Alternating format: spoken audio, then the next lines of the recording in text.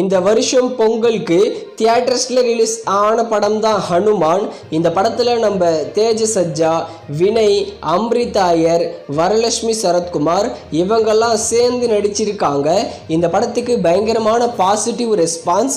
இந்த ஹனுமான் படம் ரிலீஸ் ஆன 10 டேஸில் ஆந்திரா தெலுங்கானாவில் 90 crore, கர்நாடகாவில் 17 crore, ரெஸ்ட் ஆஃப் இந்தியாவில் 45 crore, ஓவர்சீஸில் 48 crore, கிட்டத்தட்ட 200 crore கிராஸ் பண்ணியிருக்கு இந்த ஹனுமான் படம் 10 டேஸ்லேயே.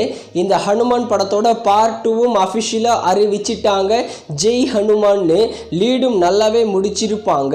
ஜெய் ஹனுமான் படத்தை மோஸ்ட்லி 2025 செகண்ட் ஹாஃபில் தான் ரிலீஸ் பண்ண நிறையவே சான்சஸ் இருக்குது. இந்த ஹனுமான் படத்தோட டிஜிட்டல் ரைட்ஸை ZEE5 தான் வாங்கியிருக்காங்க.